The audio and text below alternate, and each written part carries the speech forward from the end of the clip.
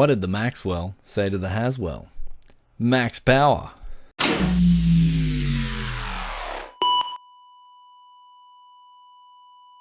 Is this real enough for you?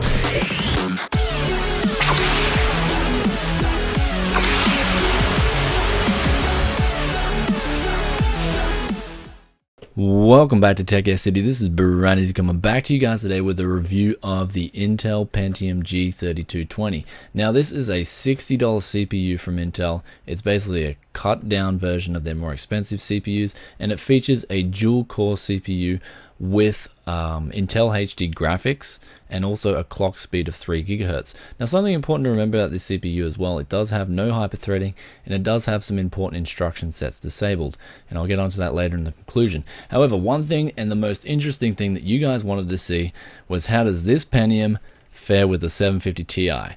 And also on top of that, I decided to put this 750 Ti with my 4670K, overclock it to 4.6 gig, and then after all that, I decided to put the Pentium with the GTX 780 Lightning and see that against the 4670K with the Lightning. And the results were pretty interesting. It did kind of open up a Pandora's box for me, and I'll get onto that in the conclusion. But let's get on now with a quick look at the product, and then we'll get onto the benchmarks. So the Intel Pentium comes boxed just like any other Intel CPU in a blue box with a fan and a plastic case holding your chip up the top. Now one thing that was interesting to note about the Pentium was that it comes with a cut down version of a CPU cooler as well. The 4670K cooler was actually heavier and it actually had a copper base plate there as well. So that was something that I found pretty interesting. Also, when I delidded both the chips, the actual die on the Pentium was a little bit smaller than the 4670K, so it actually is essentially a different chip as well, per se. However, let's get on now with the benchmarks. You guys are dying to see it, and I'm dying to deliver it. So first up here we have the 750 Ti benchmarks. Now this was done on my test bed with 16 gigabytes of RAM clocked at 2000 megahertz.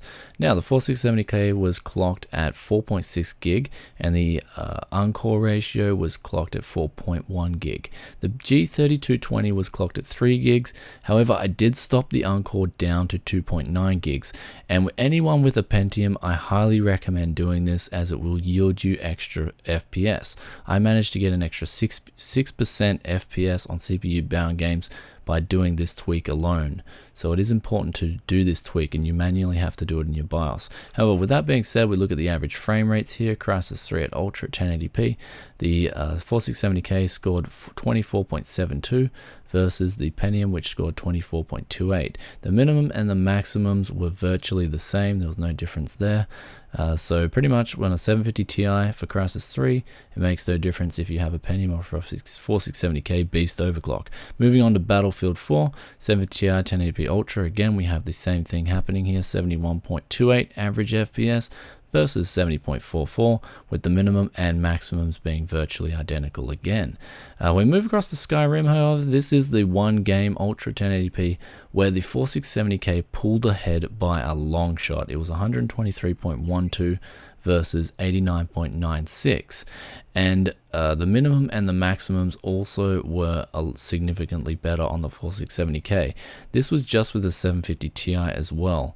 However, the 4670K was still GPU bound in this game, as you'll see with the 780 Lightning benchmarks in the next slide. But one thing to note though, the Pentium still offered a smooth gameplay experience on the 750 Ti in Skyrim, so it was nothing to really fret about.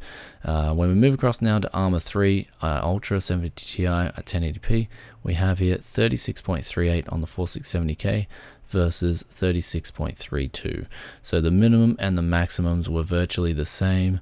There was no difference there as well. So basically one game out of the 4 games showed an advantage to the 4670K when you coupled it with a 750 Ti. Let's move over now to the GTX 780 benchmarks, which was it was a real blow to the Pentium. I mean, the Pentium lost in every single game by a long shot. We look here at Crysis 3, we have 68.84 frames per second average FPS when we have the 4670K at 4.6 gig, and the GTX 780 overclocked as well. When we move now to the Pentium G3220, it scored only 37.64, and it also scored a minimum frame rates which is almost half of what the 4670K was scoring. Now, moving over to Battlefield, again, same example, there was a big difference. There was 152.8 frames per second versus 106.28. Minimum and maximum frame rates were also different as well. When we moved across to Skyrim, there was absolutely no comparison. We scored 92.16 versus 164.28, so there was a big difference there. The minimum and the maximums, the minimum, it scored almost threefold the minimum frame rates. Maximum was pretty much almost double, so big difference there.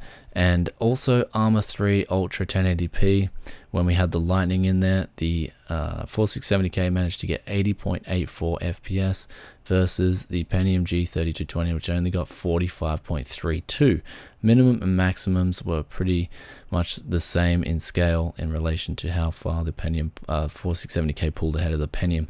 So basically, this also raised the question of, when I was playing these games on the GTX 780,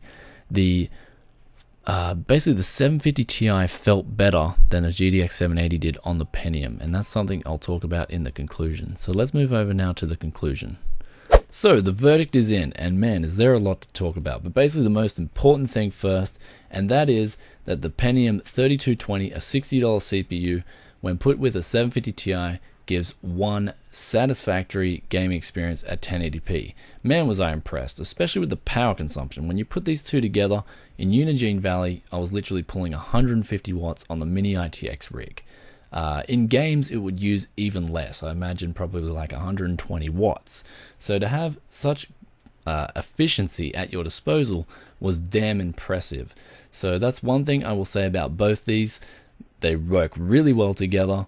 They are a great synergetical combo, and I highly recommend them. However, that's where things started to get messy when I put the GTX 780 with the Pentium.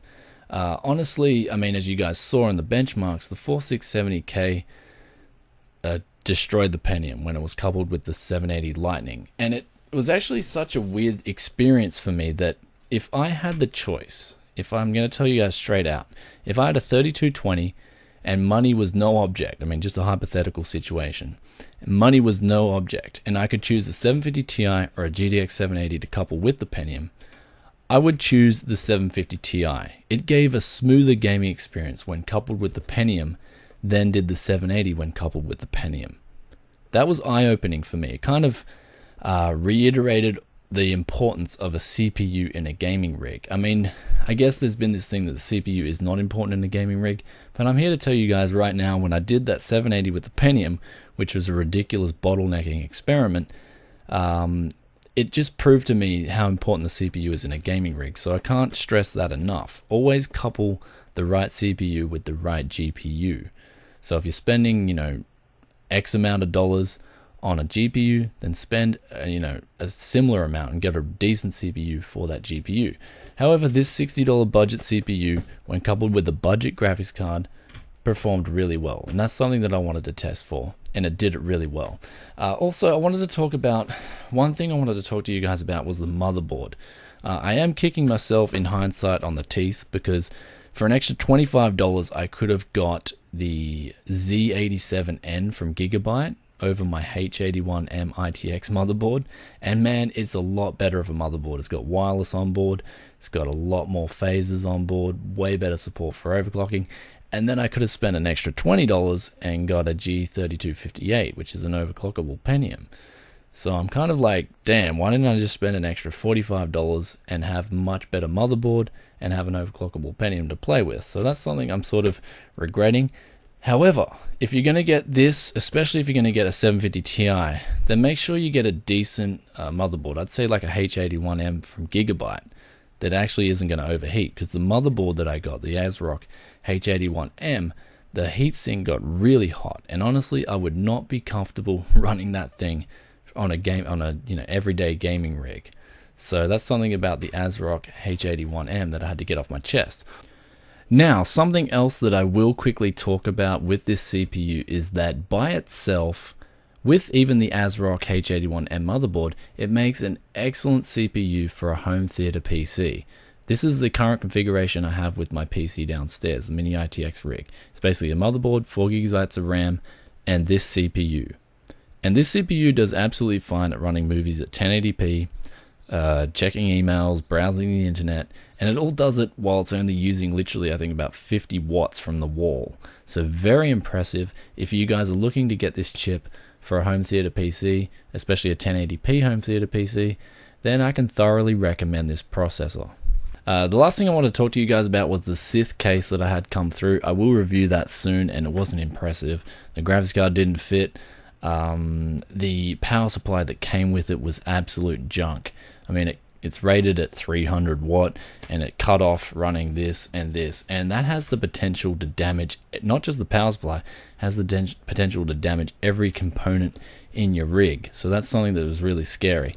I mean, once it cut out once, I didn't do it again because everything was still okay. But yeah, that's something to keep in mind. Anyway, if you did enjoy this review of the Pentium 3220, then please give this video a thumbs up. And also, if you have any questions about this CPU or anything, or the tests in general in this video, please leave a comment in the comment section below. And don't forget to become a yes man by hitting that sub button, and I'll roll the outro, and I'll catch you guys with another tech video very soon. Bye.